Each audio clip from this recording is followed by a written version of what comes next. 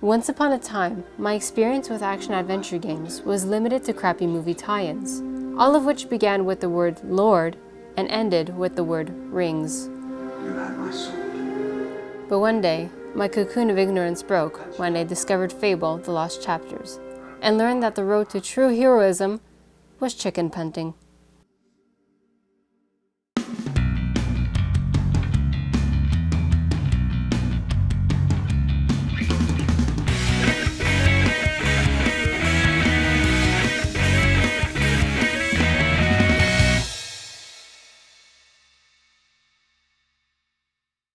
The story begins not with the burning of a hero's village, but with the promises of Peter Molyneux and his own Fable. Not a story, but a game that at the time was unironically titled Project Ego. Originally, the player was meant to take the role of a teenager, either male or female, and live through his or her entire life.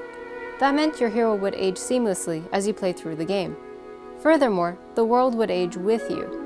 NPCs would get older, children who admired or feared your character would become young adults, and every person in the game was meant to be an individual with their own life and personality. Molyneux even said that if you plucked an acorn and planted it in the ground, a tree would grow in its place after several in-game years. The character would not only be an adventurer and hero, but someone who lived in their own life in the land of Albion.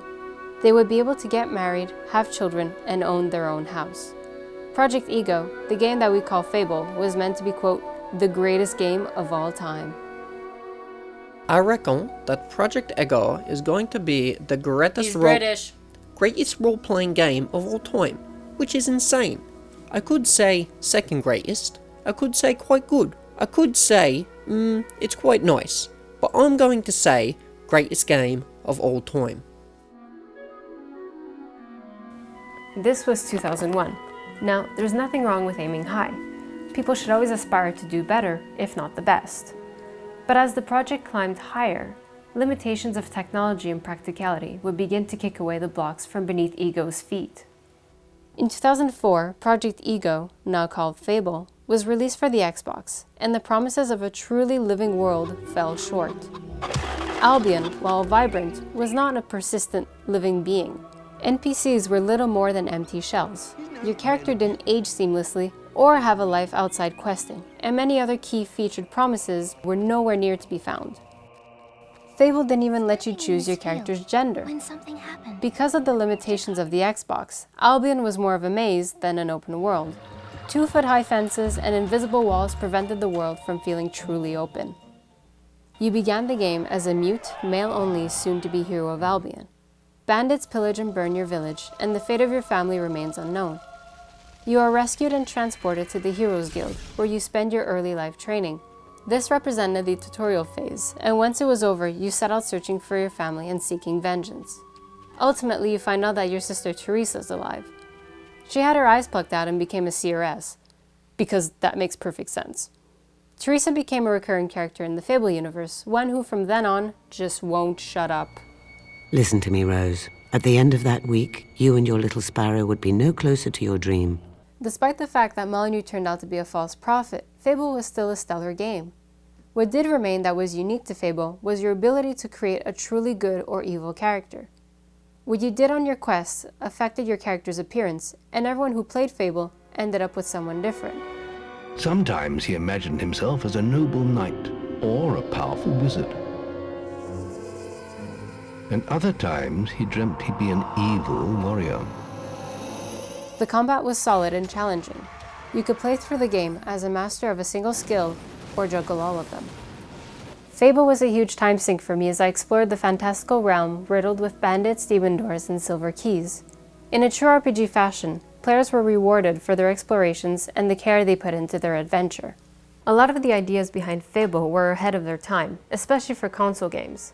In 2005, an improved version of Fable, The Lost Chapters, was released, which expanded on the world of Albion a little. This kept fans busy until their inevitable return 500 years later. While I consider myself to live the life of a true adventurer, many people don't. Fable 2 brings the series one step closer to the fantasy adventure simulator.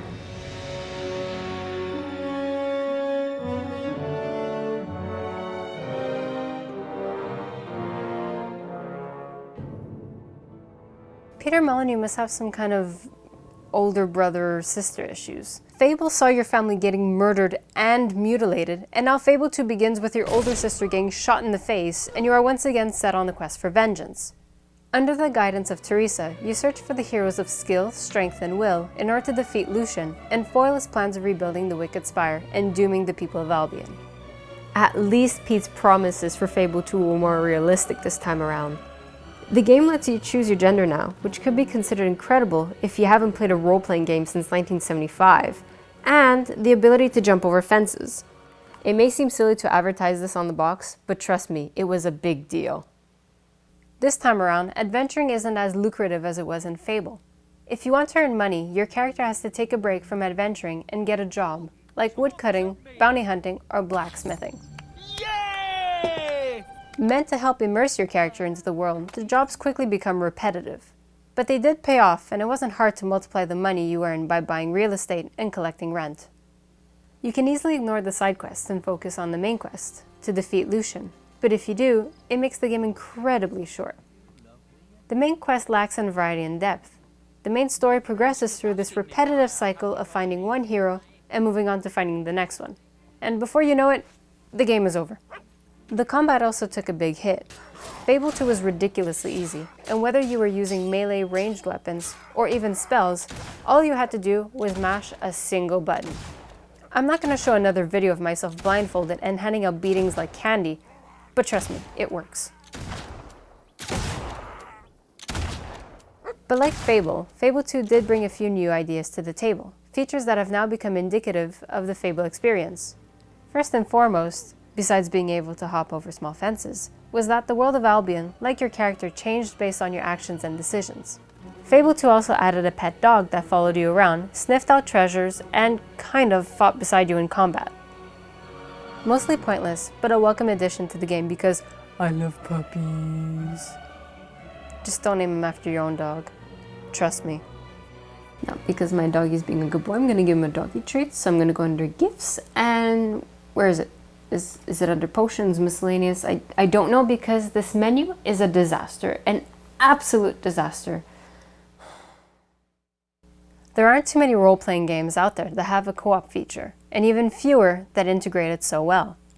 Whether over Xbox Live or offline on the same console, Fable 2 lets another player jump into your world at any time and adventure alongside you as a henchman.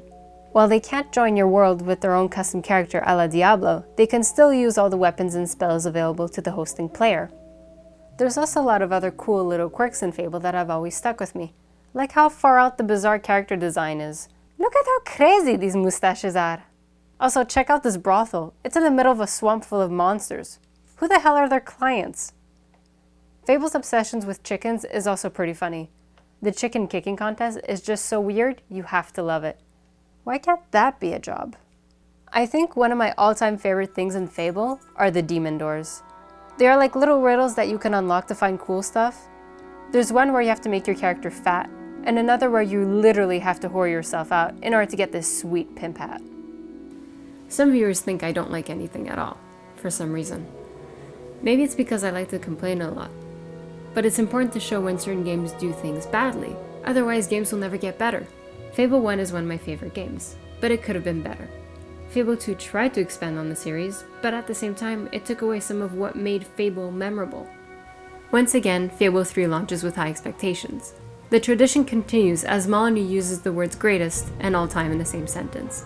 So check back soon for my review of Fable 3.